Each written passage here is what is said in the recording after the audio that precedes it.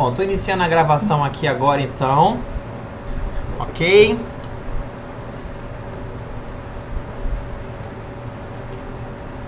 Deixa eu só ver se a impressão aqui sai, porque ela tá... Vamos iniciar então a defesa de dissertação de mestrado da nossa queridíssima mestranda do Programa de Pós-Graduação em Educação Agrícola, nossa querida Juliana Ferreira Gouveia, aluna do nosso programa, que apresentará os resultados da sua investigação para essa banca, que é composta por 3 professores, sendo uma professora externa e 2 professores internos. Eu presido nesse momento esta sessão solene de defesa da dissertação de mestrado de Juliana. Eu sou o professor Alan Damasceno. Constituem essa banca as professoras Miriam Morelli Lima de Mello, nossa queridíssima membro interna, professora da Casa da Federal Rural do Rio de Janeiro, e a nossa queridíssima professora Rafaela de Menezes Lupetina, do Instituto Benjamin Constant, que também se constitui como uma das avaliadoras, sendo avaliadora externa. A pesquisa de Juliana se intitula A Formação de Professores no Ensino Médio na Modalidade Normal, Experiências Inclusivas, Formativas, Deformativas de Escolas Fluminenses, né? Então, Juliana, a partir desse horário aqui, fique tranquilo, eu estou controlando o seu horário, mas de todo modo você também pode se organizar para...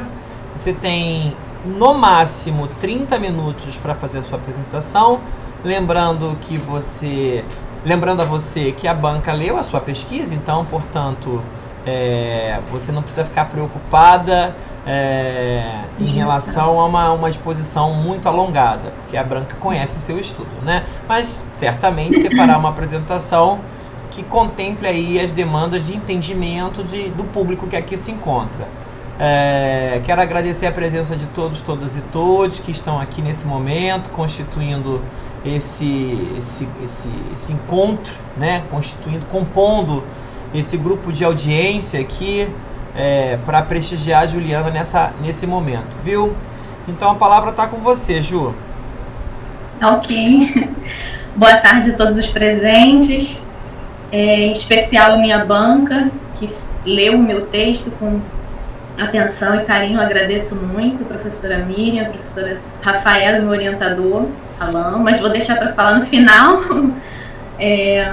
Eu sou Juliana, aluna da Demanda Social do PPGEA, o Programa de Pós-Graduação em Educação Agrícola da Universidade Federal Rural do Rio de Janeiro. Vou me autodescrever brevemente. Eu sou uma mulher de 43 anos, de pele clara, olhos e cabelos castanhos. Eu uso um óculos de grau de armação vermelha. Estou em um ambiente fechado, num quarto. E eu estou usando uma camisa preta, que está escrito em branco: criar filhos é um ato político. Eu sou professora da educação básica nas redes estadual e municipal do Rio de Janeiro, nas quais eu atuo como professora do AEE, em sala de recursos, também no Instituto de Educação como professora do curso normal de disciplinas pedagógicas, e em mais 7 disciplinas diferentes na rede estadual, e esse é uma das pesquisas, um dos fatos da nossa pesquisa, né, sobre essa característica docente.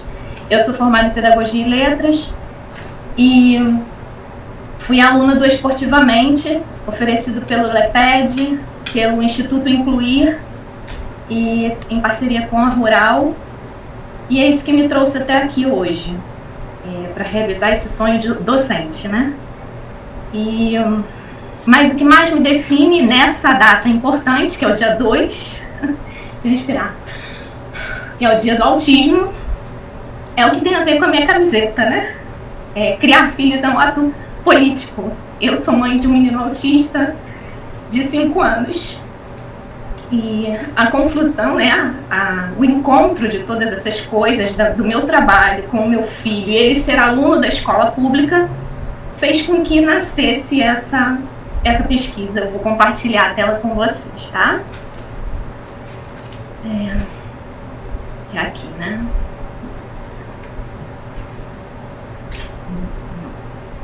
Já está aparecendo grande? Sim? Já está aparecendo. Tá certo. Eu tenho os slides, são todos slides com cores claras e tinta preta, o fundo quadriculado e linhas finas azuis pelo fundo. Esse primeiro slide, ele traz o meu título de pesquisa, que é a formação de professores no ensino médio na modalidade normal, experiências deformativas de escolas fluminenses, sob a orientação do professor Dr. Alan Rocha Damasceno.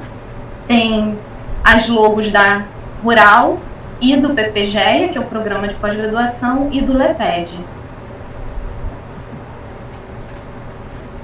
Como introdução, eu apresento o tema do meu trabalho, que foi o ensino médio na modalidade normal para a formação de professores ainda como regentes, né, na creche, pré-escola e no ensino fundamental 1 do 1º ao 5º ano e na educação de jovens e adultos para anos iniciais de formação.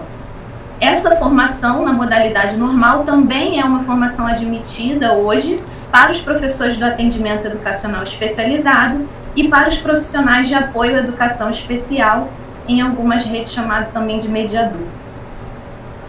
E aí, nós, na introdução do nosso trabalho, nós trouxemos uma situação problema que é inclusão em educação na sociedade contemporânea, quais os desafios da formação docente em nível médio na modalidade normal para a inclusão dos alunos público-alvo da educação especial. Aqui eu trouxe uma estrutura, né, do nosso trabalho, que é dividido em capítulos e traz também as referências, né, os apêndices. Na tela aparecem um esquema, né, tipo um organograma, com círculos de onde saem os capítulos, né, dentro do círculo principal, que é a introdução, sai o capítulo 1, 2, 3, 4, mais as considerações finais, as referências, apêndices e anexos.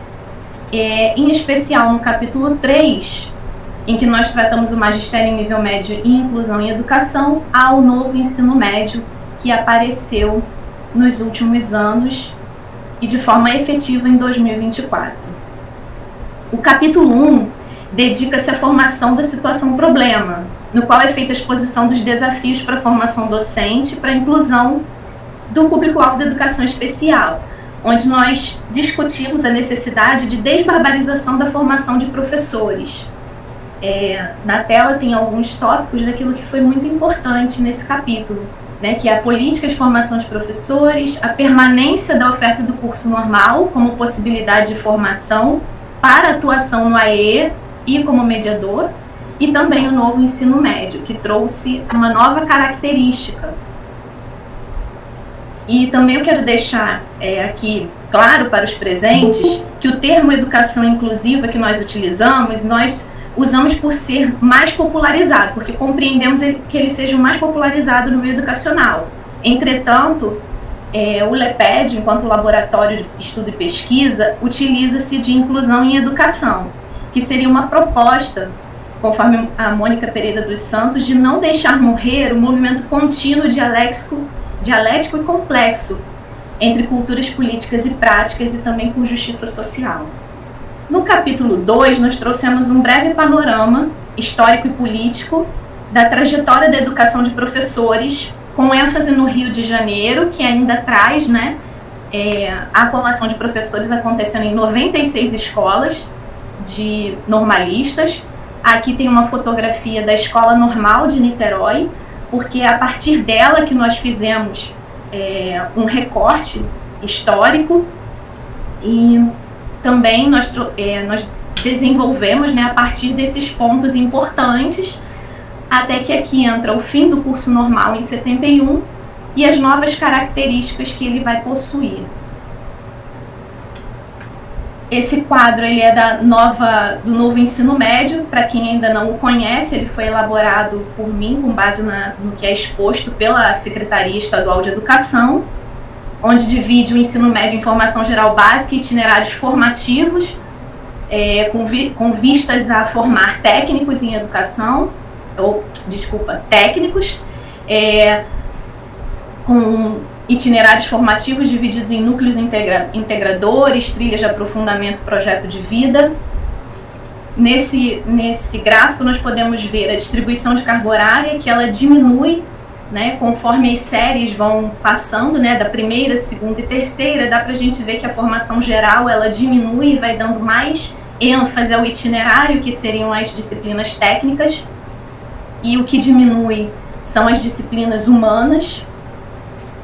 E o capítulo 3º.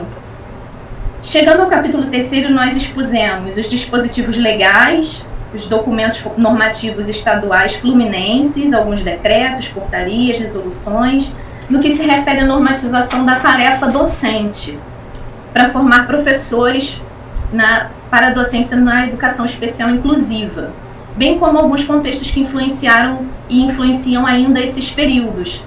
Nós abordamos ainda a escolarização do público-alvo da educação especial e suas demandas inclusivas em tessitura com a formação de professores em nível médio, em seu formato na nova reforma.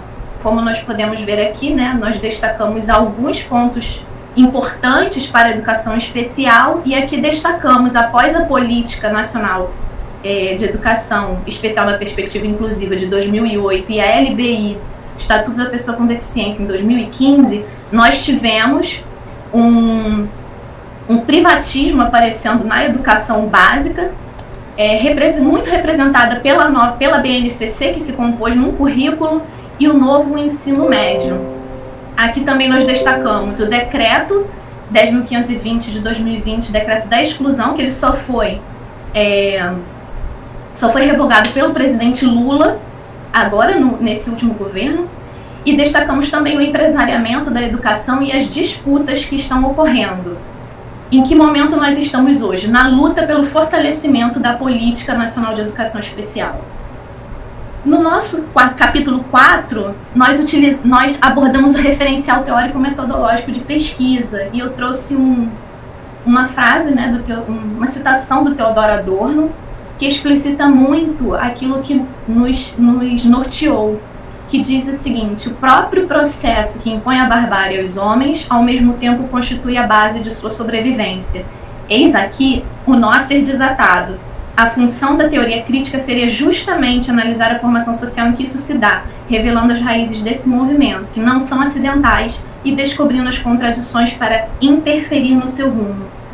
Nesse capítulo, se desenvolveu a concepção metodológica, nossos objetivos, as questões de estudo, e também caracterizamos os locos, os sujeitos, os procedimentos e instrumentos. Nosso referencial teórico, sendo a teoria crítica da sociedade, ele não se encaixa em meros padrões de qualitativo, quantitativo, mas ele leva em consideração, eu coloquei algumas considerações que nós levamos, né, que seriam as sócio-históricas, étnico-raciais, momentos políticos e políticas públicas, as condições regionais e locais, mecanismos institucionais de exclusão, influências globais e interseccionalidade. E além disso, nós conversamos com outros autores em analogia com o pensamento de Adorno, que foram Paulo Freire, professor José Gondra, Demerval Saviani, Alain Damasceno, Leonor Tanuri, Rafaela Lupetina, Fernando de Azevedo, Ricardo Antunes e muitos outros, Luiz Carlos de Freitas e muitos outros. Blocos da pesquisa foram 3 escolas normalistas no estado do Rio de Janeiro: o Colégio Estadual Clodomiro Vasconcelos, o Instituto de Educação Sara Kubitschek e o Colégio Estadual Presidente Dutra. No mapa, nós vemos aqui, ó, as escolas que são, né, de municípios limítrofes.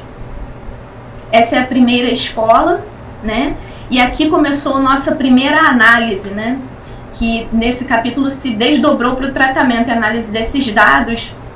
E nós observamos todos os lugares, dá para ver aqui, né, a primeira escola pública de Itaguaí, que é o Clodomiro Vasconcelos, ainda sendo a Vila de São Francisco Xavier, e aqui uma foto atual do dia que eu fui fazer a entrevista, de 2023, aqui ainda dentro da escola, os arcos tombados, pelo patrimônio histórico, uma parte do muro, do piso original, o Instituto de Educação Sara Kubitschek, sendo uma escola, né, formada já como um instituto, com esse objetivo, sendo uma escola grande para atender toda a população dessa região.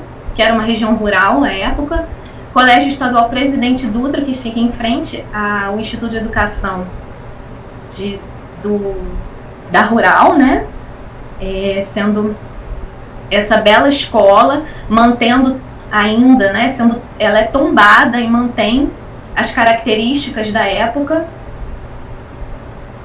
E estar nesse ambiente já foi para nós observar as relações e as suas mudanças, né? As suas alterações conforme o tempo. Aqui nós temos os sujeitos da pesquisa, que são estudantes normalistas do terceiro ano do ensino médio na modalidade normal, e os professores das disciplinas pedagógicas do ensino médio na modalidade normal. Não são esses alunos, né, não são esses estudantes que estão na foto, que foram entrevistados, mas eu tirei essa foto porque nela eu tive a oportunidade de conversar nesse dia com a dona Naná, que está aí na foto, que é essa senhora de 84 anos, que é a aluna mais velha, né, da rede, e vai realizar o sonho de ser professora, acho que ela já realizou, foi em dezembro que ela se formou, ela estava no terceiro ano. Meus instrumentos e procedimentos foi o levantamento bibliográfico, histórico e curricular, questionário de caracterização dos sujeitos em entrevistas, análise e escrita dos resultados e a discussão sob a luz da teoria crítica. É oportuno também dizer que houve uma greve que findou no mês de julho. Essa greve, ela alterou os rumos, né, de dentro da escola, ela nos atrasou de entrar à escola para fazer as entrevistas. Nós resolvemos esperar a greve, achamos justo esperar a greve terminar para que pudéssemos entrar para fazer as nossas pesquisas. Como resultados e discussões, utilizamos dois critérios de análise, que foi o primeiro, a educação inclusiva, quais são as concepções do sujeito da pesquisa, e a segunda, a formação de professores, a relação entre teoria e praxis. Para que pudéssemos compreender, né, como se deram esses resultados e discussões, eu trouxe aqui um breve organograma, se é assim que eu posso chamá-lo, do que nós pesquisamos, do que procuramos entender. E aqui eu trago no cantinho, né, a influência externa, que foi a greve de 2023. Essa greve ela findou no mês de julho, conforme foi divulgado nas mídias de acesso popular, e ela foi julgada ilegal pela Justiça. Então, certamente, a greve influenciou na percepção dos entrevistados, pois havia um clima de insatisfação, tristeza e divisão. Esses sentimentos puderam ser percebidos nas narrativas docentes e puderam ser observados nas lágrimas que surgiram a partir do processo de escuta da entrevista. Nós, 2 professores choraram ao falar da sua prática docente, para mim, né? Nessa linha de pensamento, a análise iniciou, né, na observação dos espaços escolares, e depois nós fomos para ao que nós fizemos as perguntas, né, as categorias. Para o currículo da educação especial, nós tivemos como resultado de que o modelo social da deficiência ainda está em disputa com o modelo médico, a partir da análise dos 2 currículos, o anterior e o de agora, que é o do itinerário formativo do curso normal. Esse itinerário formativo, ele trouxe um novo currículo, uma nova ementa que está em disputa. A gente percebeu que está em disputa ainda o modelo médico e o modelo social da deficiência. Há o foco também na formação do trabalhador precarizado, a partir dessa formação do novo ensino médio. Para os professores, as suas concepções de inclusão apontaram para o acolhimento da diversidade e empatia. Nós pudemos perceber que não, pelas falas e pelas respostas, não tinha a ver com defesa de direitos, mas com o acolhimento da diversidade. Os professores tinham formação inicial e continuada. A respeito dessa formação, nós resolvemos ampliar as perguntas para que pudéssemos compreender melhor a formação dos professores e aquilo que eles pensavam, até para confrontar com a teoria e praxis. E aí nós vimos que a maioria tem pedagogia e curso normal, Metade deles tem formação continuada em algum tópico da educação especial inclusiva, entretanto por iniciativa dos próprios docentes e sempre à distância, o que quer dizer que não há fomento da Secretaria Estadual de Educação até o momento de formar os docentes para lecionar, né, as disciplinas da educação especial inclusiva, e nem a valorização do que é feito no chão da escola, pois todos são à distância e sem a união dos coletivos docentes para compartilhamento de ideias e experiências.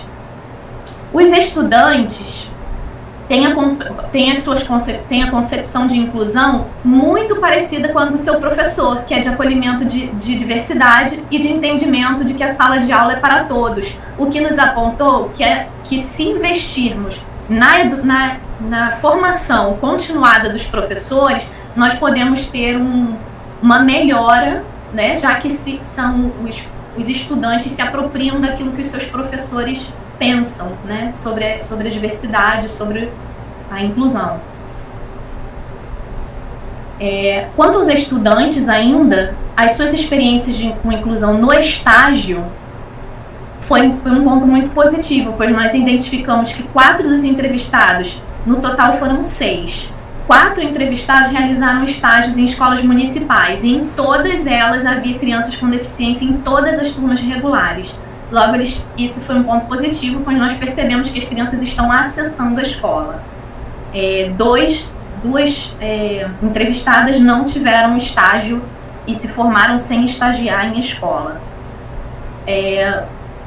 Ainda os estudantes, as suas experiências com as disciplinas do curso normal nos apontaram que essas disciplinas são estanques e desconectadas a partir daquilo que eles nos responderam acerca dessa formação.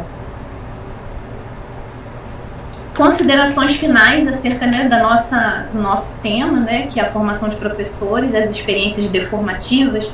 Nós percebemos que o paradigma empresarial é o maior desafio da educação básica hoje. Ele compromete todos os processos formativos e dificulta a instituição educacional inclusiva, pois esta, como possível fonte de transformação social, se institui como avessa à barbarização.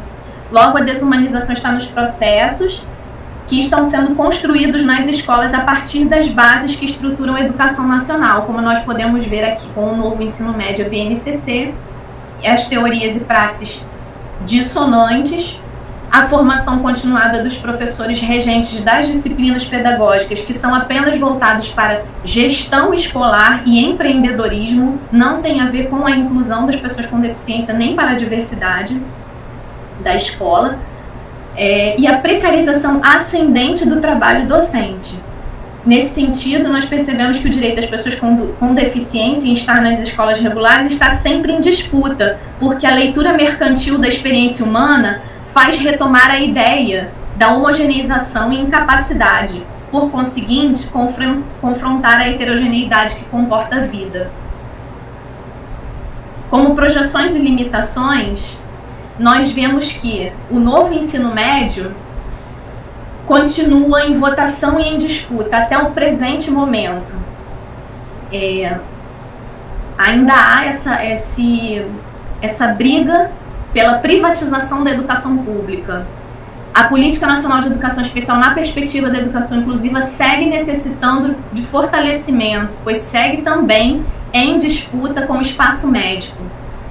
A formação de professores na modalidade normal no estado do Rio de Janeiro continua sem investimentos e sem previsão nenhuma de acabar. Portanto, carecendo de investimentos e formação de seus docentes. É necessário também fortalecer os coletivos docentes para enfrentar o privatismo educacional. Algumas das nossas referências, que foram muitas ainda bem. E antes de finalizar lendo Paulo Freire, eu trouxe um pedacinho do que eu escrevi na minha dissertação, no final, para explicar o porquê caem essas folhas, né, essas flores, na verdade.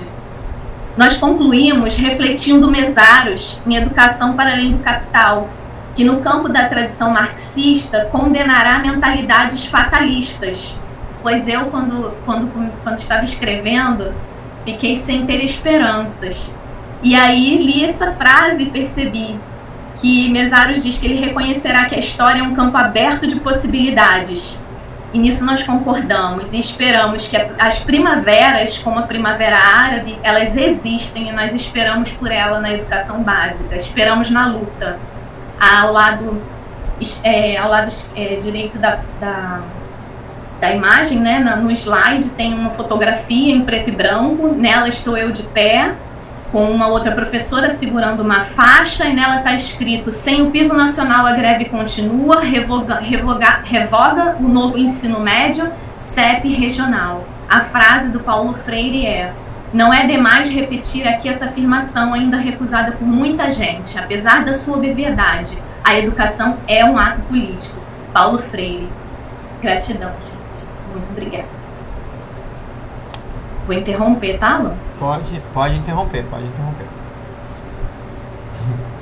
Então vamos agradecer a Juliana. Foi direitinho.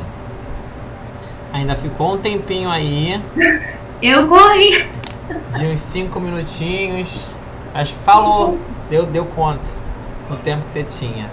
Então vamos passar então feita a exposição pela Juliana da sua pesquisa, passaremos, como a tradição nos convida, passaremos para a avaliadora externa, que aqui é representada pela professora Rafaela Bupetina, lá do Instituto Benjamin Constant, a quem agradecemos mais uma vez por essa parceria, porque essa dupla já esteve na sua qualificação, retorna para a defesa, então já conhece seu estudo desde lá daquele processo de maturação dele. Obrigado, Rafinha.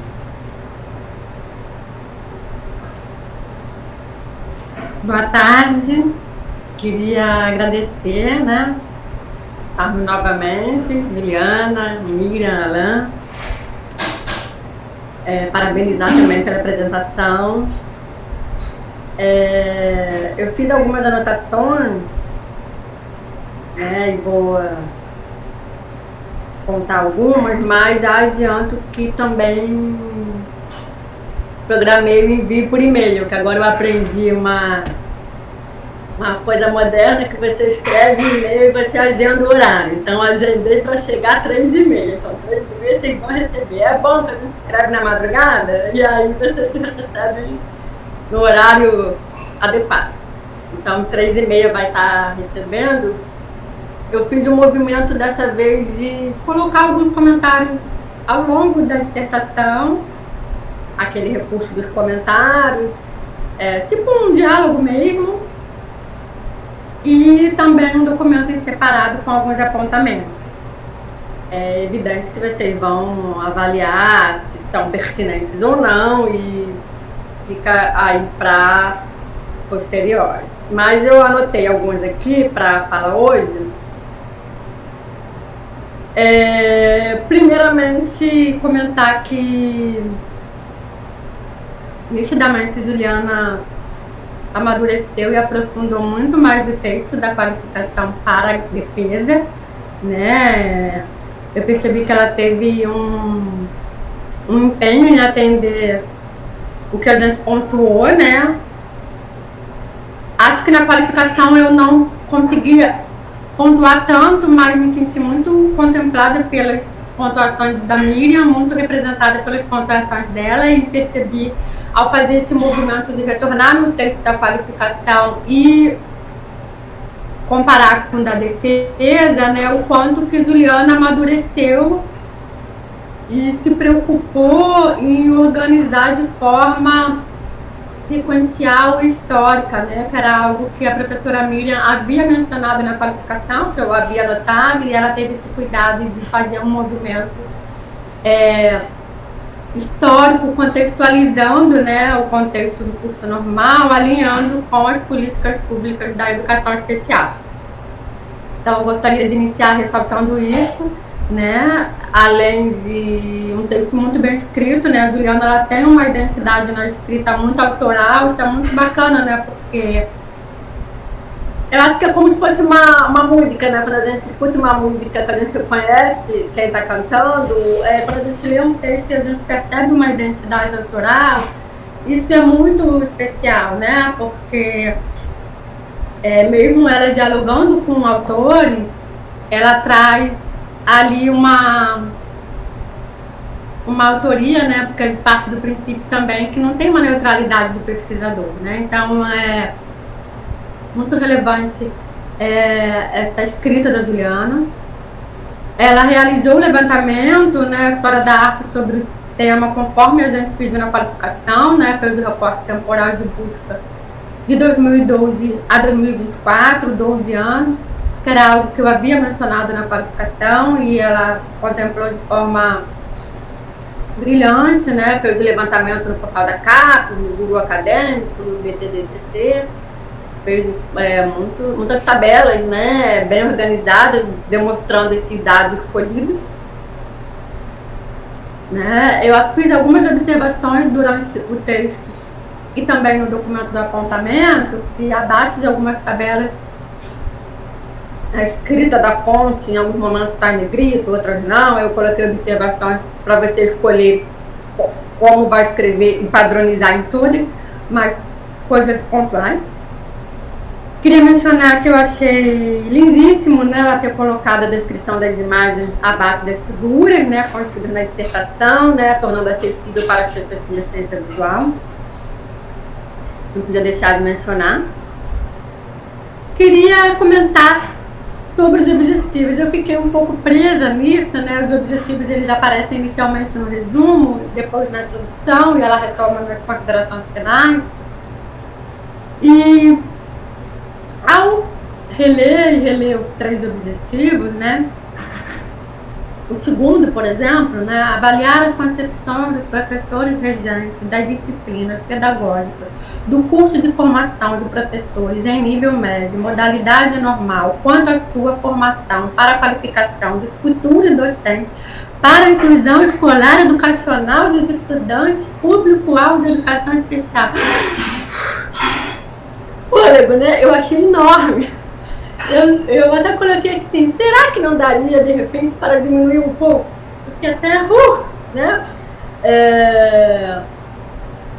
O primeiro eu botei perfeito, o segundo e o terceiro eu achei muito extenso, principalmente esse segundo.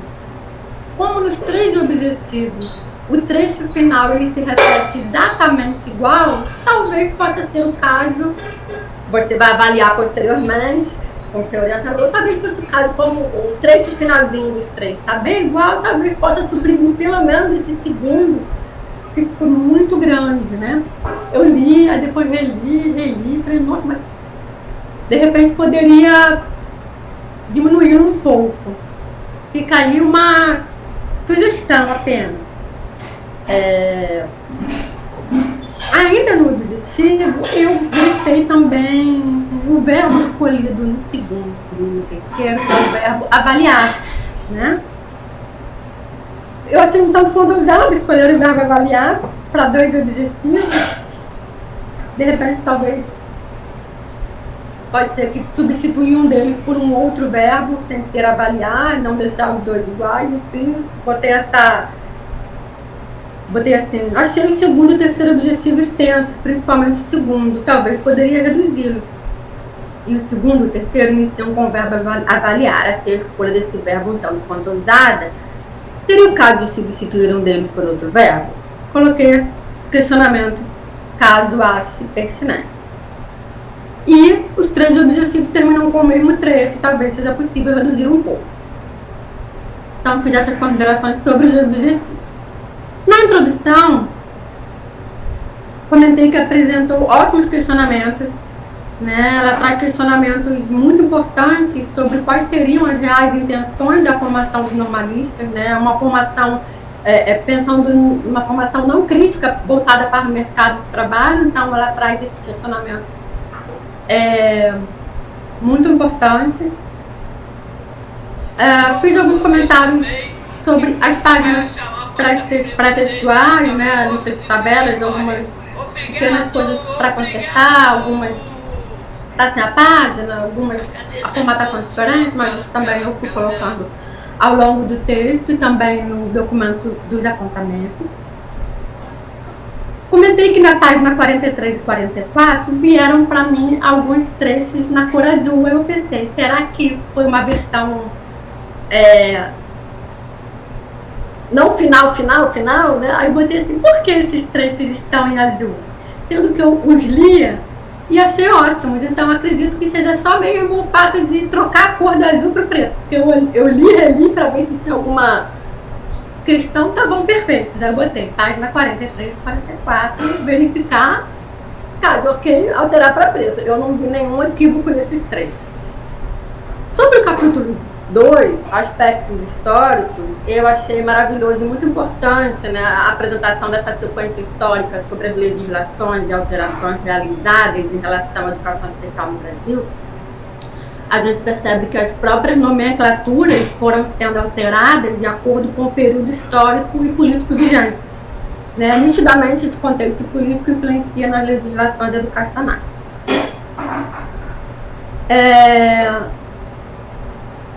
Queria comentar especificamente sobre o 2.5, referência a 5.69271, né, que é uma parte que me cabe um pouco mais, porque foi que eu trabalhei na dissertação do mestrado há alguns anos atrás. Queria dizer que achei que ficou muito, muito bom, né? Ela traz uma contextualização histórica que reflete as alterações do contexto da ditadura militar brasileira. Inclusive, eu lendo, né, e lembrando, né, que nesse período,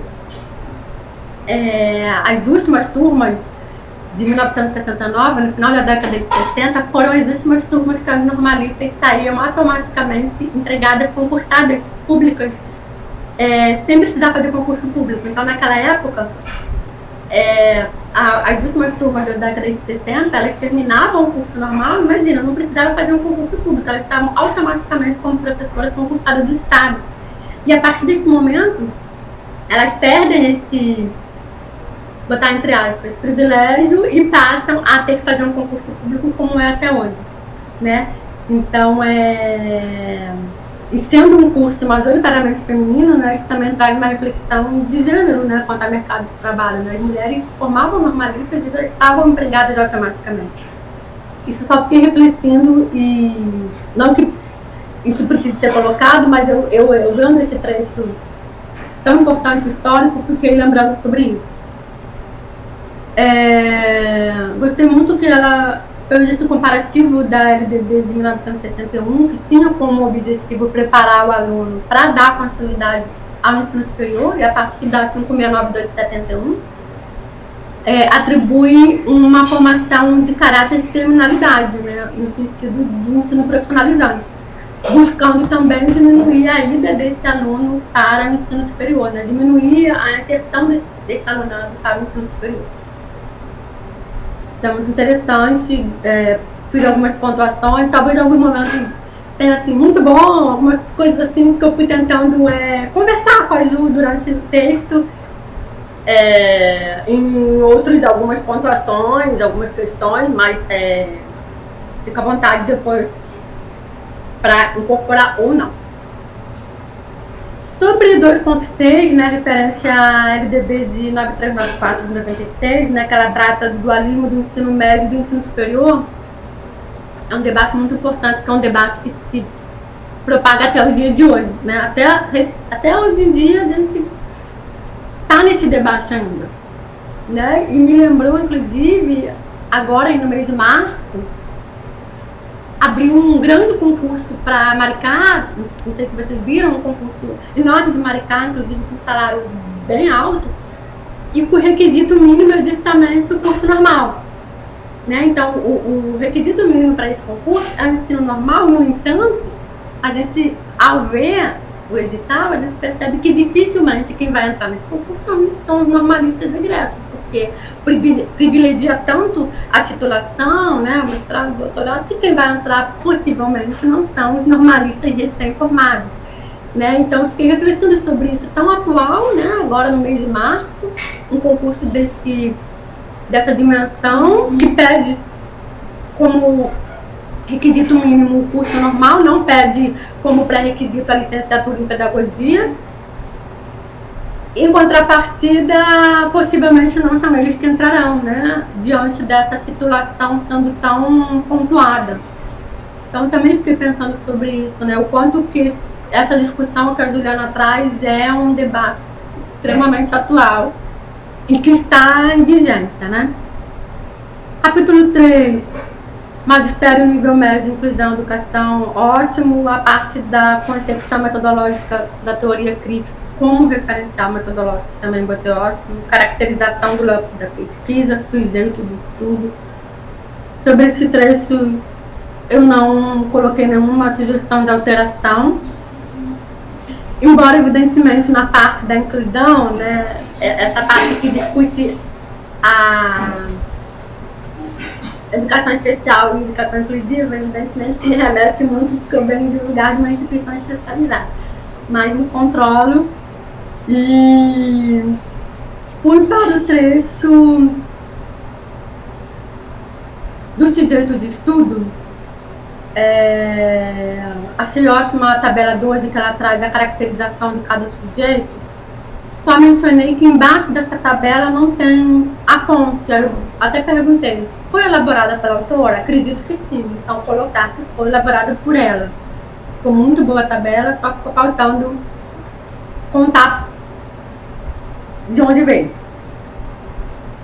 Realcei o item 4.7.1, né, que é educação inclusiva, quais concepções do sujeito da pesquisa. Botei excelente costura dos trechos da concepção do sujeito de referenciais teóricos. Vai ser muito interessante que ela for costurando o depoimento dos professores com os referenciais teóricos, fazendo esse diálogo. Até comentei que eu achei que ficou muito bom, que é um trabalho muito interessante da pesquisa. Mencionei páginas 144, 145. Alguns trechos dos professores estão entre aspas, outros não. Eu até mencionei.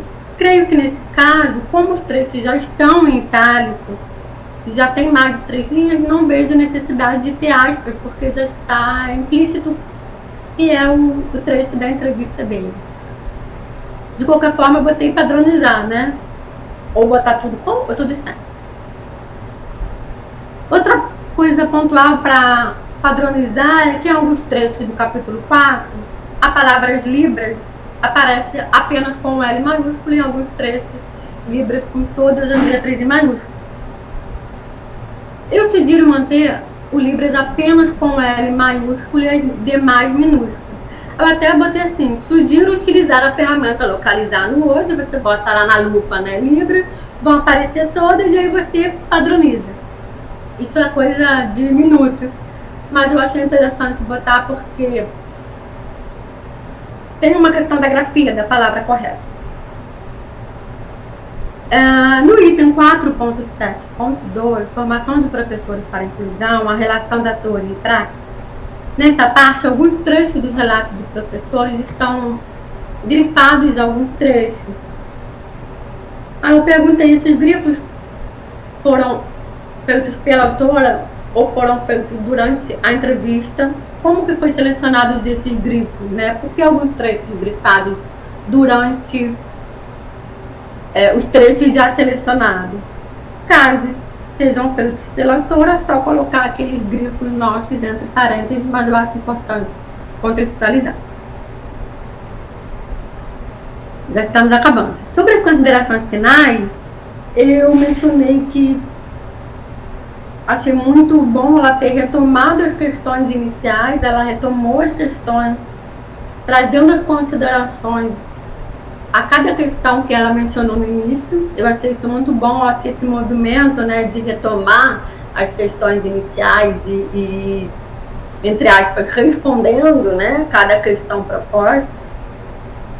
Isso demonstra um cuidado, né, e um afinco em relação a essa escrita da dissertação. Então, eu queria também mencionar que eu achei muito bom ela ter voltado e ter trazido, relembrado dos objetivos, relembrado as questões e ter ido a cada uma fechando, né, até porque normalmente nas considerações finais a gente está tão cansado, né, e ela teve esse cuidado de fazer, fechar, né, redondinho pra gente. Então, eu também mencionei Eu achei isso muito bom ela ter feito esse movimento. Acho que essas são as principais observações. Queria novamente parabenizar a Juliana pelo trabalho belíssimo e a Alan também pela essa orientação tão cuidadosa, e agradecer mais uma vez pela oportunidade de estar com vocês. Obrigada. Querida Rafa. Ju, vou passar a palavra para ti, para você conversar aí considerando as observações que a Rafa fez, tá? Tá certo. Professora Rafaela, quero agradecer muito. É um privilégio, uma honra ter a sua leitura cuidadosa, carinhosa.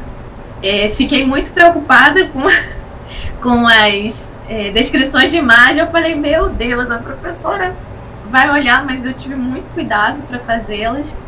A parte em azul foi mesmo porque eu marquei um azul muito escuro e era para devolver para o Alan para revisão. Então essa parte, depois que eu passei para o preto, deve ter passado e estava no azul muito escuro, mas já estava revisado, tá? Eu vou olhar com cuidado a metodologia.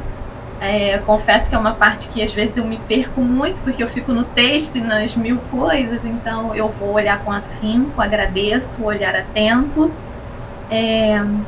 E agradeço todo o seu elogio, né, que fez ao meu texto, a escrita. Muito obrigada e vou fazer tudo que você orientou. Pode deixar. Obrigada. Maravilha. Alguma consideração a mais, Rafa? Não. Tá bem. 3h30 vai estar chegando aí para vocês, que eu já programei. Vai ser. Tá bom. Obrigado. Então vamos passar a palavra agora para a nossa querida professora Miriam Morelli. Oi, gente, boa tarde Alan, Juliana, Rafaela. Prazer reencontrar todos aqui nesse momento de finalização aí do trabalho da Juliana, né?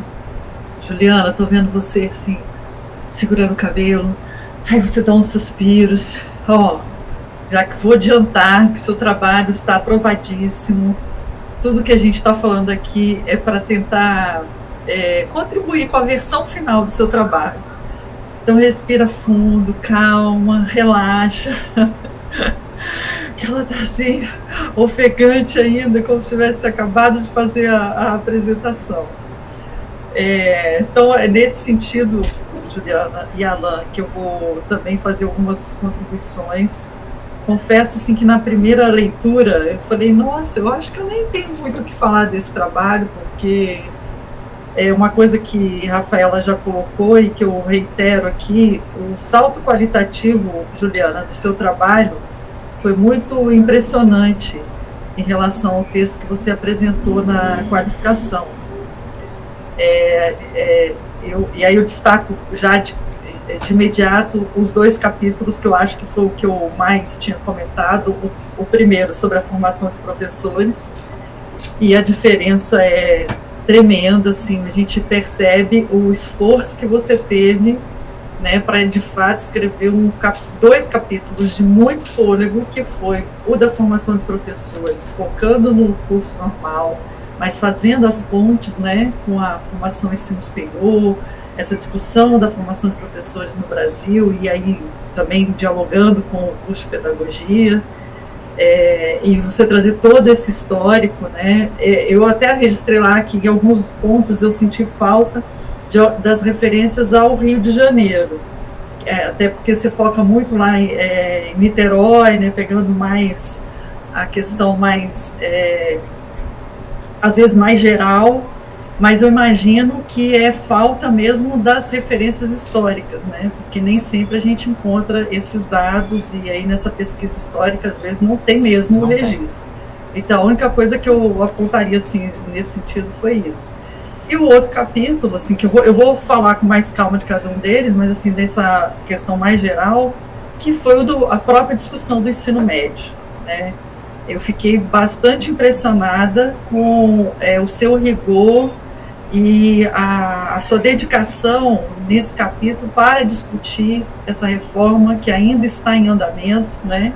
Que a gente ainda não sabe o que vai acontecer, e você teve uma dedicação grande a olhar para isso e ver, né, qual a relação com o curso normal, o impacto dessa reforma no curso normal. Então, já de cara, eu te parabenizo muito. Acho que são 2 capítulos-chave do seu trabalho, e te parabenizo muito pelo cuidado que você teve, né, de atender a essa observação que a gente tinha feito na sua qualificação, e de se dedicar tanto a fazer um trabalho tão cuidadoso nesses 2 capítulos, principalmente, tá?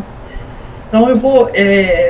no mais, assim, tem algumas observações, não vou falar tudo aqui também, tem muita coisinha assim do texto, que é de redação, ou até de dúvidas mesmo, tá? Que eu fiquei, porque né, meu olhar é sempre um olhar, acho que por isso que a Alain me convida para as bancas, que é um olhar do estranho, né? Assim, o advogado do diabo. Como eu não sou da área, eu fico fazendo perguntas que eu acho que eu até me esforço para fazer, porque eu acho que é a minha contribuição no sentido de tornar o seu trabalho bem acessível para todo mundo que pegar e olhar, né, que não tenha tanta familiaridade com a discussão que o LEPED faz.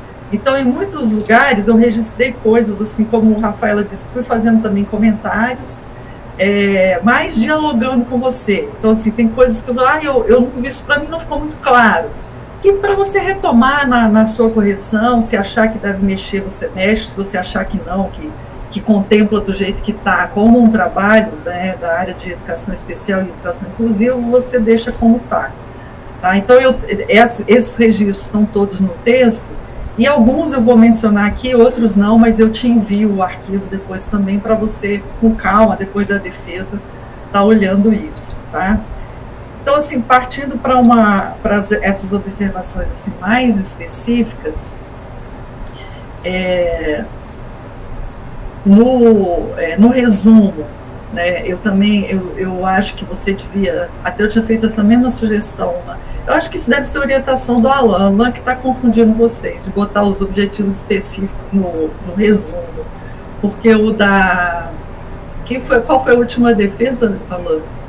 Antes da Juliana? Foi da Rosângela? Acho que foi, né? Foi Rosângela. A Rosângela também tinha colocado, eu também fiz a mesma sugestão, de tirar lá os objetivos específicos e deixar só o geral.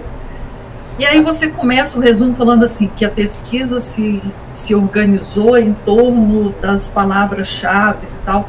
Isso eu achei que ficou um pouco estranho, porque ela não se organiza em torno das palavras-chave, né? Ela se organiza em torno do seu objetivo. Eu acho que você quis dizer que o seu levantamento é que se organizou em torno da palavra-chave. Mas eu acho que isso também não precisa aparecer no seu resumo, tá? Minha sugestão é sempre que o resumo seja o objetivo, o problema, o objetivo, a metodologia e o resultado, né? Então, eu sugeriria retirar essa questão do levantamento bibliográfico do resumo e colocar o seu objetivo geral com o período que você pesquisou. Também seria bom você circunscrever a amostra que você trabalhou, né, na metodologia, que você fala da metodologia, mas não fala qual é a amostra, então ela fica em aberto, a gente não sabe quem foi que você pesquisou. E também sugiro você rever o resultado, porque você diz assim, que os resultados ilustram a realidade encontrada, mas você não diz qual é essa realidade encontrada, né? Pois você diz assim, situa entre os espaços formais, aponta para as necessidades, mas também não diz quais são essas necessidades. Então, trazer o que foi o seu achado, bem objetivamente, na parte final lá dos resultados. Tá? Então, essa é a minha sugestão no resumo. A sua apresentação, eu achei um capítulo excelente, né? Ela ficou muito boa, a sua apresentação, a situação do problema, lá no capítulo 1, ele está muito bem estruturado, ele está claro, e você traz o seu levantamento bibliográfico de uma maneira muito bem escrita, muito didática, as questões de estudo. Então, de modo muito especial, a estrutura desse capítulo eu achei que ficou muito boa, muito bacana, assim, e é uma boa apresentação mesmo do que você vai fazer nos capítulos seguintes. Só tem uma observação lá na página 9, Juliana, que você diz sobre... eu registrei aqui, eu não sei como exatamente a frase toda está lá, mas você fala da precária formação de professores. Do jeito que está lá, assim, no final do seu trabalho a gente entende, mas do jeito que está lá, eu não sei se vale a pena você deixar isso assim, porque está muito generalizado, assim, dá a impressão que toda a formação de professores no Brasil é precária, né? Eu acho que é uma afirmação que a gente precisa ter um pouquinho de cuidado. Como você mesmo vai demonstrar depois do seu trabalho, há muitas nuances históricas, né? Na atualidade, a formação é um campo de disputa, e eu acho que afirmar dessa forma pode significar concordar justamente com aqueles que estão disputando esse campo e que disputam para perpetuar esses problemas que, historicamente, o campo progressista vem buscando superar, né? Então, diz assim, é muito ruim mesmo a formação de professores no Brasil, então vamos mudar porque a gente está propondo. Esse campo, né, que a gente está vendo, que é o empresariado, enfim, e que retrocede, né, em toda a discussão sobre a formação de professores. Além disso, as universidades públicas também, que é claro, elas são responsáveis pela formação de uma minoria, né? Mas elas fazem há muito tempo já uma formação muito sólida, né, em muitos sentidos, e tem sido um espaço de resistência muito importante. Então, acho que afirmar dessa forma, né, que a formação de professores no Brasil é precária, dá palco para essas pessoas que estão questionando e, ao mesmo tempo, embaçam, né, o campo progressista que vem fazendo uma formação de professores importante, de resistência, politizada. Então, estou chamando sua atenção só porque eu acho que vale a pena relativizar isso lá. Tá? As questões de estudo, até quando a Rafaela falou, eu voltei lá no seu objetivo para ver. E eu, para contemplar isso que a Rafaela colocou, eu acho que basta você tirar a frase final lá do segundo objetivo, deixar só até formação, quer ver? Eu até grifei aqui. Peraí.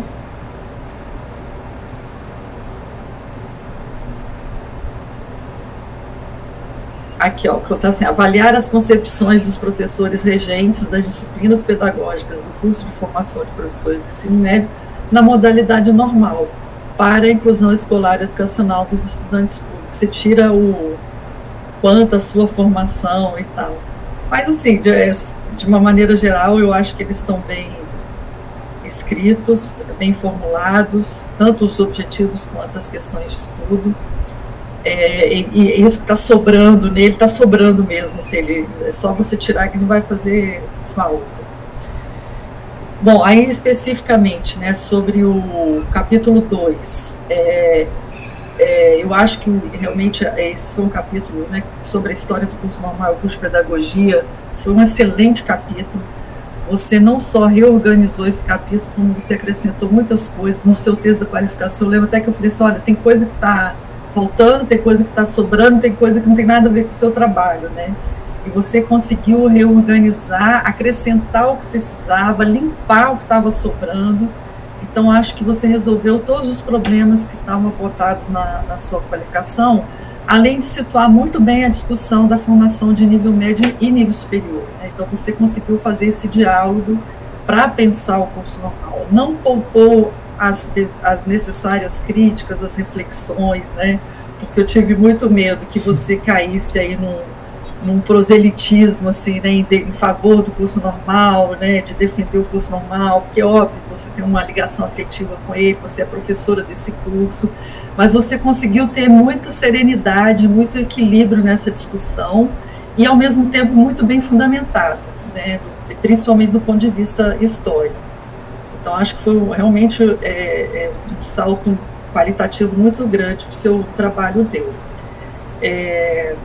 Deixa eu ver aqui o que mais. Isso aqui eu já falei em relação ao que, vez por outra, eu senti falta no Rio de Janeiro, mas acredito que seja mesmo não ter esse dado, né?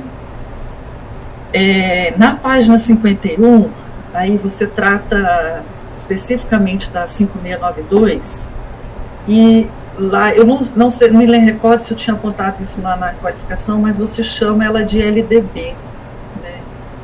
E a gente não, pelo menos na política educacional, a gente não considera a 5.092 uma LDB, porque embora a ementa dela diga lá, fixa diretrizes e bases para o ensino de primeiro e segundo grau e dá outras providências, ela não revogou a 4.024.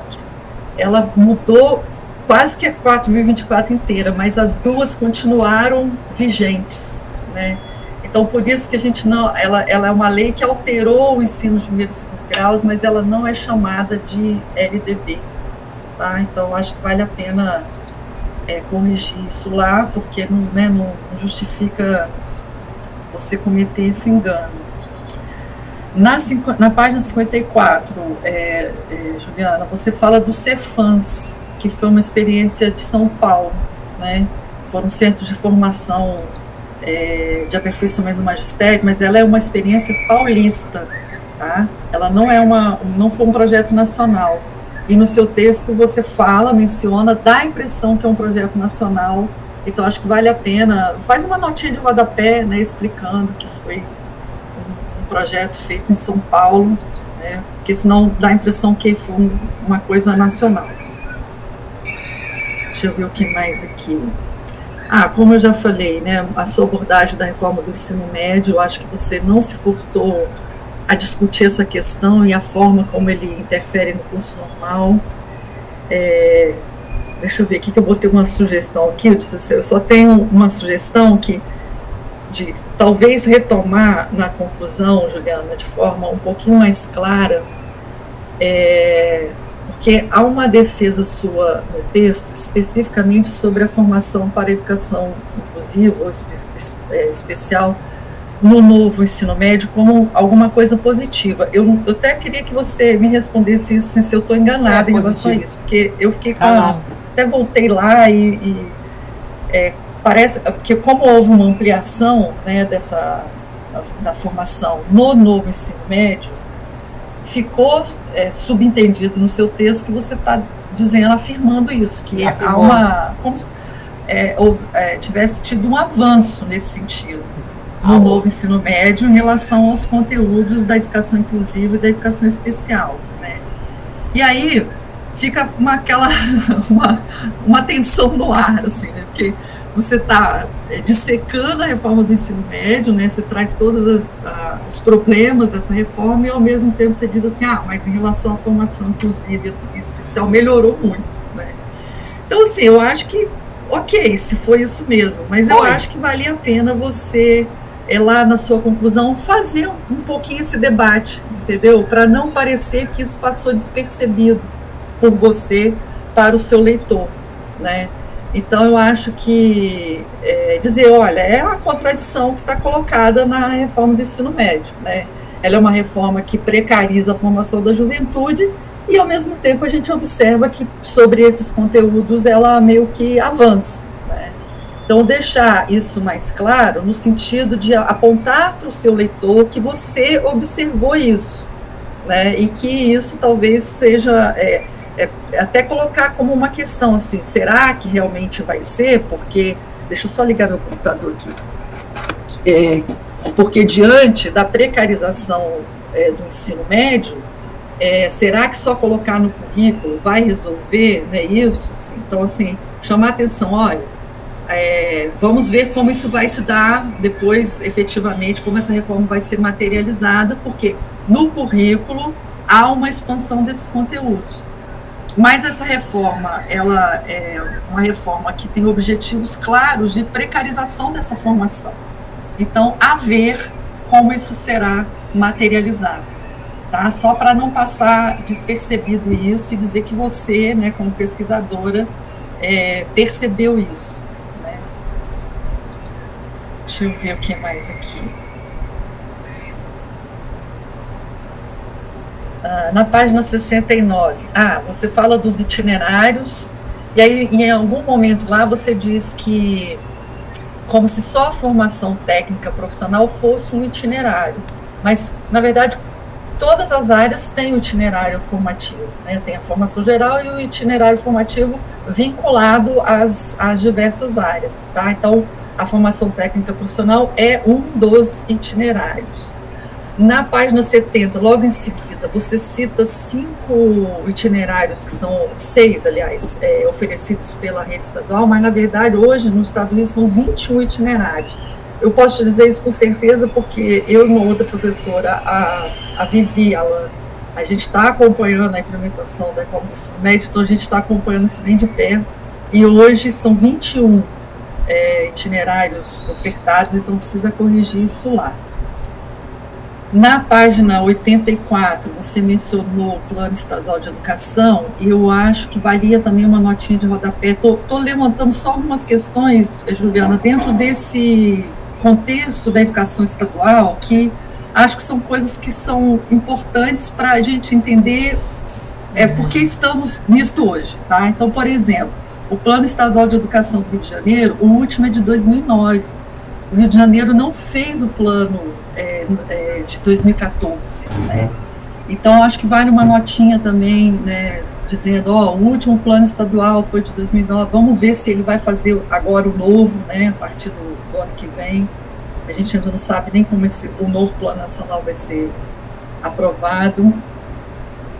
Deixa eu ver, aí na página, eu registrei aqui que da 91 a 106, há muitas coisinhas assim que eu achei que ficaram um pouco truncadas na sua redação, tá? Que para mim dificultou um pouquinho a leitura e o entendimento. Mas isso aí eu vou te mandar o arquivo, depois você olha. Sobre os seus sujeitos de estudo, quando você diz lá que escolheu 2 por escola, né, seria bom se você explicasse isso na metodologia, por que esse 2, né? Como 2 coisas que eu acho que vale a pena você colocar na metodologia. Por que o número 2, por que foram escolhidos 2 de cada escola, e quais foram os critérios que você usou para escolher, tá? Porque eu não identifiquei isso lá, então, do ponto de vista metodológico, seria interessante. Os estudantes, por exemplo, né, como que eles foram selecionados, quais os critérios que você usou. Por exemplo, tem uma coisa que você coloca sobre a faixa etária dos professores, que eles são todos da faixa dos 50 anos, né? Aí você até usa uma expressão assim, da terceira faixa. Eu tenho a impressão que a terceira faixa deve ter sido o questionário que você usou. Mas no texto, como a gente não está lá lendo o questionário, então assim, não da terceira faixa, mas da faixa dos 50 anos, não sei qual é a faixa que você estabeleceu, né? Mas isso também não ficou claro, assim, o que aconteceu? Foi coincidência, né? Só tinha mesmo professores dessa idade, ou você escolheu os professores com essa idade? Então é sempre bom deixar isso claro lá na sua metodologia, de como tanto os estudantes quanto os professores foram selecionados. Espera aí, deixa eu ver aqui, está acabando também.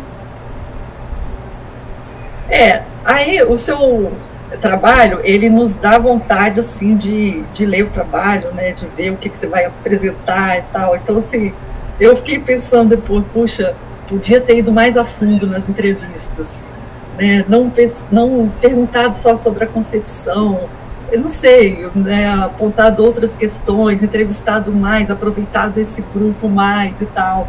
Então, é nesse sentido, assim, eu acho que você se propôs a olhar para as concepções, né, mas eu acho que, digamos assim, pela profundidade do seu trabalho, foi uma oportunidade perdida, assim, no melhor sentido, que você poderia ter colocado algumas outras questões aí na entrevista. Aí uma questão também, assim, mais que eu acho relevante, Juliana, que aí eu vou discordar de você, mas aí eu queria que você também falasse um pouquinho sobre isso. Quando você fala das alunas, você diz que a compreensão de educação inclusiva dos estudantes entrevistados, até na sua apresentação agora você repetiu isso. Você diz assim, se aproxima da compreensão dos professores. Aí eu anotei aqui que eu vou discordar de você, porque quando eu li as falas dos alunos, eu achei que eles focaram muito na deficiência, né, dentro dessa contraposição que você faz entre o modelo médico e o modelo social. Como eles estão o tempo todo citando os deficientes na sala de aula, os alunos na sala de aula e tal. E eu, na hora, falei, opa, os alunos têm uma visão diferente dos professores. E aí depois você diz que não, que você, para você, que é a especialista da área, não sou eu, né? Você na sua visão, a visão dos alunos coincide com a dos professores. Eu estou errada na minha observação, e aí eu queria ouvir você sobre isso. Por que você está dizendo que as visões são coincidentes, quando na fala dos alunos eles citam muito a questão da deficiência? Que aí, na minha visão de leiga, se aproxima de uma visão médica. E aí eu acho que acabei mesmo, o trecho em azul também tinha registrado aqui, mas a Rafaela já colocou, e é isso. No mais, te parabenizar, você vê como são questões assim que podem melhorar a sua versão final, mas não tem nada que seja um problema no seu trabalho, nem conceitual, nem teórico, nem metodológico. Então, parabenizo muito aí o seu orientador, você, e você de um modo muito especial, Juliana, pelo o que você está entregando agora na sua versão final em relação ao que nós discutimos na sua qualificação. Né? Eu volto a repetir, foi um trabalho muito surpreendente, surpreendente positivamente, né? Pela profundidade, pelo salto que você deu em relação ao seu trabalho da qualificação. Então, parabéns mesmo, com muita ênfase, com muita força, porque ficou muito boa a sua dissertação. Vamos lá, Ju? Olha, a Miriam te deixou uma série de provocações muito pertinentes aí. Sim, vou respondê-las. Primeiro, eu gostaria muito de agradecer a professora Miriam, a professora Rafaela também, pelas contribuições que vocês me deram na qualificação. E eu quero agradecer muito a professora Miriam pela indicação do professor Luiz Carlos Antunes. Nossa, ele é maravilhoso. Luiz Carlos de Freitas. De Freitas, desculpa, é porque eu usei também o Ricardo Antunes. Isso, eu vi que você usou muito ele. Eu falei, nossa, ela realmente leu o Luiz Carlos de Freitas. Nossa, ele é muito maravilhoso. E foi ao encontro de tudo que eu precisava, e foi uma sugestão sua. Usei texto seu, fui até atrás da sua escrita, e realmente, em relação ao Rio de Janeiro, é uma dificuldade de encontrar. Eu passava manhãs inteiras entrando em site de Alerj, vendo coisas até do Clodomiro Vasconcelos, do próprio Clodomiro, quando escrevia de alguma coisa lá de trás, que era... Nossa... Então, é realmente uma dificuldade. Parece que o Rio de Janeiro não tem esse costume de registrar, né? As escolas tinham essas inconstâncias, então não tinham os registros das escolas. Eu tive muita dificuldade em relação a isso. Quanto aos meus sujeitos de pesquisa, entra também um pouquinho, talvez eu reescrever algumas coisas possa esclarecer, né? Porque vocês são meus interlocutores, vão me ajudar nesse momento. Eu chegava lá na escola e eu pedia assim, quem pode me atender? É aquela coisa da precarização do docente, né? Então estava todo mundo trabalhando ao mesmo tempo, aquela confusão. Qual aluno pode sair de sala para me atender? Ele tem que ter 18 anos, essa foi a condição que eu dei.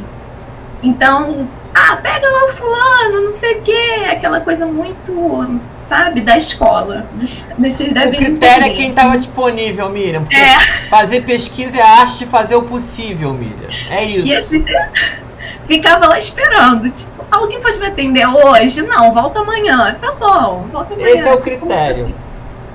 Então o critério foi meio assim, sabe, professora? Não teve... As idades coincidiram, né? Não tive um critério de idade das professoras. Alguns relatos, que pode até ser que eu não tenha colocado, ficaram muito emotivos. 2 até choraram, que eu disse, né? Então elas, por conta da greve, eu também fui grevista, eu percebi que a colega, uma delas até disse assim, que bom que alguém vai nos ouvir. Aí eu parei assim, opa, eu vou ter que ser minha psicóloga agora, da minha colega. Então, foi um momento muito difícil, né? Aí muitas coisas eu não expus porque eu ia expor muito o particular daquela pessoa.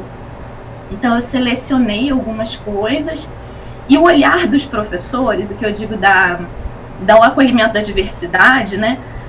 Os alunos, embora falassem da experiência com o aluno com deficiência, né, na sala, eles não focavam especificamente numa deficiência, mas eles falavam assim, não, porque todos têm o direito de estar na sala, livremente. Então, eu vi que os professores falavam a mesma coisa. Todos têm o direito de estar na sala, e eles dizem todos, esses aqui também dizem todos. Só que os alunos destacavam porque eles ouviam eu falar de escolas de educação especial. Mas, tanto que eles não deram assim uma ênfase grandiosa, sabe? Eu posso escrever melhor para me fazer compreender melhor daquilo que eu vi em campo. Ou talvez, Juliana, volta depois nos trechos das falas que você destacou na dissertação, porque talvez você tenha excluído outras coisas que deem mais essa impressão, porque o que está lá no texto, que é o que eu tive acesso, né, eles falam deficiência, assim, vários trechos, ao contrário dos professores, realmente, os professores têm essa visão mais geral. Sim. E aí isso me chamou a atenção. Falei, mas por que ela está dizendo? Porque o que você ouviu foi para além disso que você colocou no texto. Então, talvez trazer, né, o que você não colocou no texto. Tá? Tudo bem. Sobre a sua amostra, eu sugeriria você, um parágrafo, né, você descrever isso que você acabou de colocar aqui. Olha, as entrevistas foram feitas no momento em que o Estado do Rio estava saindo de uma greve, havia uma fragilidade grande, né, na organização do trabalho, da escola e tal. Então, que tem uma estratégia que a gente usa, que a gente chama bola de neve. É quando você começa com uma pessoa, um entrevistado, e o entrevistado vai indicando o outro. Isso é usado na metodologia da pesquisa. O seu não foi propriamente isso, né? Mas eu acho que você poderia dizer que a escola foi indicando, dentro das condições que ela tinha, né, de trabalho, no momento de um retorno de greve, porque eu acho que até registrar isso é importante para esse contexto político, né? Sim. Não sei, acho que é uma sugestão, Alan, para resolver essa lacuna aí. Sobre, tem até algo que eu gostaria de perguntar, senhora. Sobre os itinerários formativos, Rio de Janeiro, que a senhora falou que viu 21. Isso. Eu vou corrigir, porque eu olhei no site da SEDUC, né? De repente eu olhei em alguma aba diferente. Mas eu vou fazer essa correção, tá, Alan? Prometo fazer essa correção. Tá eu bem? nem sabia que tinha 21, fiquei surpreso também. Enorme, né? Eu acho que a Miriam pode te indicar onde está essa fonte aí. Eu e Viviane publicamos um artigo no final do ano passado e que a gente apresenta esses dados. Se você quiser, eu te mando. Pronto, acabou, resolvido. Maravilha. Um outro ponto... tem a ver com aquela coisa que você... Outro ponto tem relação com uma questão que foi contraditória para nós. Sim. Que embora né, o novo ensino médio traga, né, todo um contraste em relação a uma perspectiva absolutamente ampliadíssima neoliberal, na perspectiva da educação inclusiva houve avanços. E é isso que a Miriam quer entender. Que foi a nossa surpresa, a minha e sua. Foi uma surpresa. Foi uma surpresa não em qualidade, porque nós encontramos o modelo médico brigando com o modelo social da deficiência. Entretanto, nós saímos de 1 a 2 anos em que se estudavam conteúdos para educação especial para todos os 3 anos. Então, a gente teve 1 ano de ganho, né? Nesse sentido que foi algo que acrescentou, mas acrescentou visando um outro modelo que não é o modelo que a gente defende, né? Então, isso aí seria importante, eu acho, Alan, na conclusão, retomar assim, com mais cuidado essa discussão. Que está no final da conclusão. Tá bem. É um achado importantíssimo do seu trabalho. Eu acho que vale a pena assim, deixar isso bem, né, bem estabelecido no trabalho. Sobre a LDB que a senhora falou, passou isso aí, porque com certeza eu devo ter sido iludida, o que eu posso dizer? Não sei. Com o texto, né, da LDB na lei. Muita gente. O Alan já tinha me atentado. Eu já tinha falado isso pra ela. Falei, não é LDB, não é. Ele falou, ele tira isso que está errado. Eu abri a lei e puxei aquela informação. Eu vou corrigir. Bom, mas é por isso que tem banca, para poder... para ter outros interlocutores, ora. Bom. que mais? Tem mais alguma coisa? O meu resumo eu vou rever. O resumo tá horrível. Na verdade, eu faço o seguinte, Miriam. Vou rever, ele tá feio. Tá horrível. Na verdade, isso tem sido um problema com todas as lepedianas, tá? Lepedianas.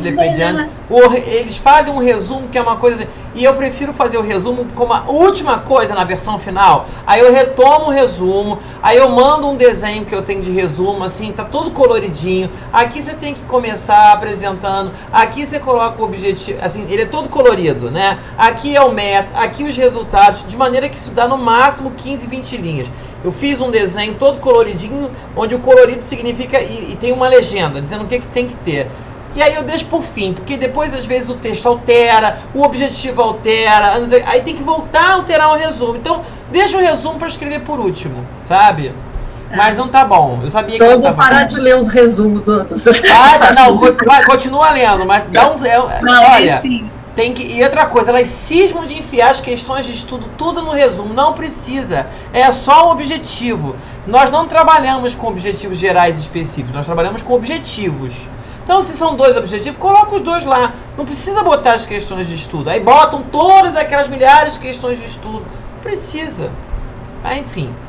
Tá bem. Eu vou melhorar. Isso é contornável. Eu sou boa aluna, eu vou fazer. Isso é contornável. Sem dúvida. Isso aí é filigrana. Assim, assim, filigrana não. Ele é importantíssimo porque muita gente, por exemplo, se alguém for fazer um levantamento bibliográfico, vai ler o seu resumo. Pois é. E as palavras-chave. É importantíssimo para a sua versão final.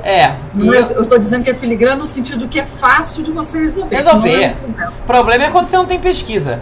Eu tenho até adotado uma orientação que o Nozu... Você conhece o Nozu, né, Miriam? O Nozu lá da Federal de Dourados? Não. O japonês. Professor, meu amigo da área. Ele está sempre nas bancas também. Ele é um lepediano igual a você. O Nozu adotou uma coisa que eu achei muito interessante. Ele coloca como palavras-chave outras palavras que não estão contidas no resumo. Eu achei isso interessante. Porque ele acha que as palavras-chave, quando contidas no resumo, quando você faz uma busca, você faz a busca por palavras que estão no resumo e nas palavras-chave. Se você repete as palavras-chave que já estão no resumo, significa que você limita a possibilidade de ser encontrado o seu estudo numa pesquisa. Ele trouxe... Esse pode ser achado tanto pelo resumo quanto pela... Exatamente. Então, assim, ele acha que é desnecessário isso. Legal. Eu achei... nunca tinha pensado nisso. Aí eu agora tenho usado outras expressões que sejam designadoras com centralidade do trabalho, mas que não estejam no resumo. Entendeu? Então eu tenho feito esse exercício. Tem sido mais interessante, porque na hora da busca... Aí é o pesquisador buscando outros estudos. Realmente o resultado é melhor quando você faz assim, sabe? Então eu estou atento a essa orientação. Agora, a apresentação da Juliana já teve um desenho diferente. Não sei se você percebeu, Miriam, que você participa de muitas bancas com a gente. As telas estavam diferentes, trabalhamos com organogramas, trabalhamos com mapas conceituais. Eu falei, porque a Juliana ela é muito arrojada. E eu aproveitei que ela já tem essa inclinação para isso. Falei, é a hora. Vou virar a chave com a Juliana. Agora, a partir de agora, é daqui para cá. Esquece aquela apresentação estática lá, telinha do PowerPoint. A Juliana inventou isso tudo aí no Canva. Não sei como é que ela fez isso não. Falei, Juliana, tá vendo essa apresentação aqui? Tá ótima. Foi uma tese de doutorado que eu participei. Queria que você fizesse algo dessa ordem. Aí ela faz essa apresentação muito bem feita pra gente, que expressa muito bem o esforço dela. Mas, Miriam e Juliana, vocês têm mais alguma coisa para tratar? Sente-se contemplada, Miriam? Totalmente. Maravilha. E você, Juliana? Só agradeço, vou fazer tudo que as duas professoras me orientaram. Maravilha. Show. Então vamos fazer o seguinte, olha. Eu estou assumindo os limites e as potencialidades da pesquisa da Juliana como orientador, ou seja, o que tem de errado também passou por mim, o que tem de certo, eu acho que nós acertamos muito mais do que erramos. Tem deslizes e banca é sempre assim, eu vou para a banca de todos os meus amigos e sempre tem coisas que ficam pelo caminho, porque a gente não vê o texto, é isso. O texto tem lá o seu limite de vida, mesmo no sentido de você conseguir enxergar coisas que precisam ser melhoradas. Às vezes é necessário respirar, fazer o que a gente fez. Ficar aí um tempo sem ter contato com o texto, outros interlocutores, a banca, ler, mostra pra gente o que a gente não viu e a gente volta ao texto agora com novas lentes. É isso que a gente faz, por isso que tem banca.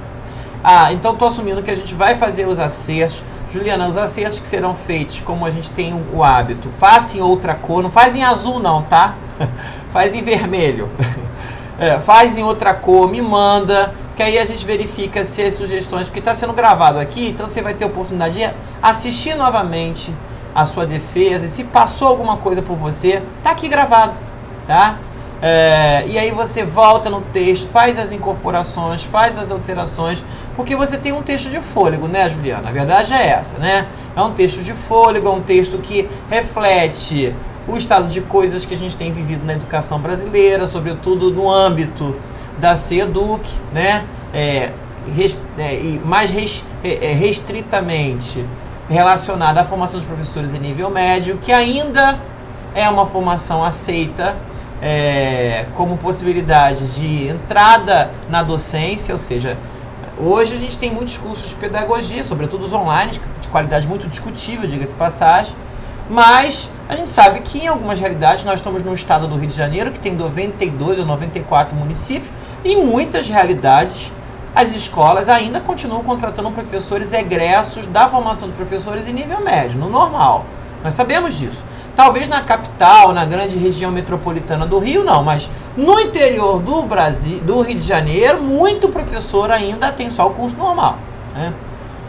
E a gente sabe que esse curso vai habilitar profissionais para atuar com crianças e jovens com deficiências, transtornos e etc. Ou seja, que formação é essa que tem sido possível, que se desejou superar, mas que ainda está aí presente e que impacta a vida das crianças, na medida em que ex-professores egressos do curso normal, em sua maioria, trabalham na educação infantil e séries iniciais, que é um momento da formação onde exige maior nível de conhecimento dos profissionais, né? Porque é o momento da formação da criança, da formação biológica, psicológica, emocional, e que a estimulação precoce, todos nós sabemos, é essencial para o desenvolvimento da criança com deficiência, ou seja, na etapa da escolarização que mais se exige conhecimento é onde se tem um profissional menos qualificado. É uma coisa estranha isso. Então, ou seja, por isso que eu assumi esse compromisso. Há uma escassez de pesquisas, a gente teve muita dificuldade, talvez, me atrevo aqui, assumo o risco, a pesquisa da Juliana é a primeira que faz essa interseção entre inclusão da pessoa com deficiência e a formação de professores em nível médio, normal, é a primeira. Nós não encontramos estudos que fazem isso. Muitos estudos com a pedagogia, até com o normal superior, que já foi extinto, tinha pesquisa, mas com o normal, nessa interseção, tentando entender quem é o profissional, como ele atua, não encontramos estudos nessa direção. Ou seja, eu acho que com esses dados, se a CEDUC, se quiser, poderá olhar para os seus desenhos curriculares e, enfim, promover mudanças, ressignificações nessa formação, que era o nosso desejo, né? Mas, sobretudo, que os professores possam expressar o que pensam e o que sabem sobre o tema educação inclusiva, ou como a gente prefere, inclusão em educação, mas com ênfase na inclusão da pessoa com deficiência e com transtornos do espectro do autismo, altas habilidades de superação, ou seja, o público da educação especial. Ju, olha, eu não vou falar sobre você agora, só vou falar sobre você depois. Que agora é a hora da banca secretamente se reunir para deliberar sobre a sua aprovação. Ninguém precisa sair da sala. Já tem um grupo de WhatsApp que eu criei com a Rafa e com a Mira. A gente só vai fechar áudio e câmera aqui e daqui a pouco a gente volta. Tá tendo... nós voltamos porque foi uma decisão muito difícil de ser tomada. Ai, meu pai. Vamos lá, então olha, momento solene, eu peço aos presentes que não deixem a sala imediatamente após a leitura da ata, porque nós procederemos o registro da imagem da defesa da Juliana, dos que estão presentes, é claro, né, para que a gente possa fazer a divulgação nas nossas redes sociais, tá? Então, como eu já havia explicado no início, antes de começarmos a defesa, farei a leitura da ata. Então, aos 28 dias do mês de março do ano de 2024, às 14 horas, por webconferência, instalou-se a banca examinadora da dissertação de mestrado da aluna Juliana Ferreira Gouveia, sob orientação do professor Dr. Alain Rocha Damasceno. A banca examinadora foi composta pelas professoras pesquisadoras doutora Miriam Morelli Lima de Mello, membro interna UFRRJ, e a doutora Rafaela de Menezes Lupetina, membro externo Instituto Benjamin Constant. A dissertação intitulada A Formação de Professores no Ensino Médio na Modalidade Normal, Experiências Inclusivas Formativas Deformativas de Escolas Fluminenses, foi iniciada às 14h07 e teve a duração de 24 minutos de apresentação. A candidata, após avaliada pela banca examinadora, obteve o resultado aprovada, devendo a candidata entregar a versão final em até 60 dias à sua coordenação de curso, de acordo com a deliberação 84, de 22 de agosto de 2017, da Universidade Federal Rural do Rio de Janeiro, Seropédica, 2 de abril, Dia Mundial da Consciência do Autismo de 2024. Parabéns à mais nova mestra em educação da Universidade Federal Rural do Rio de Janeiro. Parabéns, Ju. Juliana, deu tudo certo. Deu tudo certo. Você é luz. Agora você tem estofo suficiente para seguir seus estudos para um doutoramento. Oba! Entende? Então, você tem total condições. Parabéns pelo seu esforço, pela sua dedicação. Não é fácil enfrentar todos os desafios que você enfrentou. Acho que é importante registrar que a Juliana ela não é só uma professora, ela é uma professora militante. Esse adjetivo faz toda a diferença. Ela lutou arduamente durante a greve, voltou com perda salarial, voltou tendo que fazer reposição, ou seja, né, em função de ter sido considerada do ponto de vista judicial ilegal a greve que os professores realizaram em função da exigência do cumprimento da legislação, né? A própria lei contraditória, né? O próprio poder judiciário é contraditório. E além disso, além de ser professora, né, a maternidade atípica não é algo fácil. Todos nós sabemos que trabalhamos na área, né? Então, ou seja, Murilo crescendo, Murilo aprendendo a estabelecer comunicação com o mundo, Murilo não falava, Murilo passa a falar. Quer dizer, é um turbilhão de emoções, porque a gente não consegue separar as coisas, né? Aqui ela é mestranda, mas ela é mãe, mas ela é professora, ela é militante política. Todas essas Julianas habitam, né, e coexistem numa única Juliana. O que torna a Juliana uma pessoa admirável. Eu tenho uma admiração pela Juliana, pela dedicação dela, pelo esforço, pela, sabe, sempre disposta, disponível, e segurando essa rebordosa, porque isso é uma rebordosa. Ela e Edna seguram uma bomba que é coordenar essa comissão de mídias do LEPED, que isso aí é uma bomba, né? Elas seguram com brilhantismo essa bomba, sabe? Elas parecem que são do esquadrão antibomba, vão lá toda hora desarmar a bomba. Então, assim, isso tudo é muito desafiador, né? E a Juliana deu conta. Eu acho que isso, e eu falava pra ela se cobra muito, né? A Juliana se cobra muito. E eu falei, calma que vai dar tudo certo. E deu tudo certo, né? Porque agora eu vejo você muito madura, Juliana. Eu acho que você deve imediatamente candidatar-se a um doutoramento. Não estou dizendo que comigo não, porque vocês não querem sair debaixo das minhas asas. Mas eu estou dizendo, você está pronta. Você pode ir para um doutorado com muita segurança. Você é uma pesquisadora. Você apresentou para a gente muito mais do que um relatório final de uma dissertação, que é uma dissertação de mestrado. Você apresentou uma pesquisa que tem uma densidade que mostra que a pesquisadora está aí, está pronta. Agora ela tem que avançar, ela tem que crescer, ter outras oportunidades. Então, parabéns, eu tenho muito orgulho de você, viu? Muito obrigada. Posso agradecer? Claro, claro. Quero muito te agradecer, primeiramente, as suas palavras, por ter me recebido como sua orientanda, uma professora da educação básica, e comigo vem muitas. Porque eu não me sinto sozinha, mas eu me sinto representando todas elas, dentro de toda a precarização de trabalho que a gente tem. Todas as professoras AEs que estão comigo e tentando progredir e fazendo seu trabalho na medida do possível e que conseguem depois de tanto sucateamento da educação.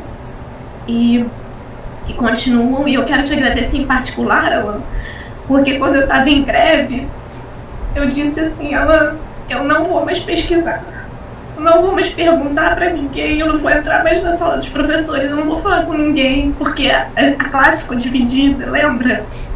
Eu falei, eu não tenho como, eu não tenho condições emocionais de entrar em uma sala e falar, olha, professor, eu vou fazer uma entrevista. Aí ele falou assim, você vai entrar sim. E ele me levantou. Falou, você vai entrar, porque você merece estar lá. Você não vai ficar diferente de ninguém porque você fez greve. Porque nós fomos olhados de maneira muito triste pelos demais. E eu quero te agradecer por essas palavras, porque elas me fortaleceram a me levantar e fazer a pesquisa. Agradecer a minha banca, que sem vocês eu não teria o texto que eu tenho hoje. Muito obrigada aos meus amigos do LEPED. Muitos deles foram citados na minha dissertação. Dissertação da Mônica, da Andressa, eu acho que do Sobreira também. Algumas dissertações foram base para mim. Eu agradeço quem já está nesse caminho, né? A dissertação de mestrado da professora Rafaela Lupetina. Vocês estão no caminho, abrindo caminho para nós da educação básica. Muito obrigada aos meus amigos, que são a minha base de apoio, meu esposo, meu filho, que são a minha motivação, né? E ele é meu... um segura ao lado do outro, segura aí para poder estudar aqui, o outro segura para... E assim a gente caminha. Gente, muito obrigada, porque eu sinto que eu estou realizando o sonho de muitos docentes. Muitos docentes. Obrigada. Querida. É isso. Miriam, Rafaela, querem falar algo? Não posso falar não, senão eu choro também. Não, só parabenizar de novo, Juliana, pela sua fala final, né? A gente vê o esforço que foi em todos os sentidos, né? E ressaltar isso que você fala, né? Que você não... Você você, todos os docentes que estão representados, né? Pela falta de oportunidades, de condições, e que a gente sabe que deveria ser um caminho natural para todos e que não são pela exclusão que a gente tem, né? Então, mais uma vez, parabéns aí pela trajetória. Querida. Queria parabenizar também, Juliana, e falar também, parabenizar pelo trabalho no LEPED, né? Ela é central, né, Rafa? Intensa, né? Ela é. A Edna e ela fazem uma dupla. Sem elas, o LEPED não tinha avançado, não. É ruim, hein? Só tem gente boa. Mas vocês seguram cada bomba. Parabéns, Ju. Mas é isso. Obrigada. Ju, então, olha, agora você tem 60 dias para fazer as alterações. Eu vou entregar a sua ata para o programa. E deixa eu finalizar aqui, então, a gravação. Interromper.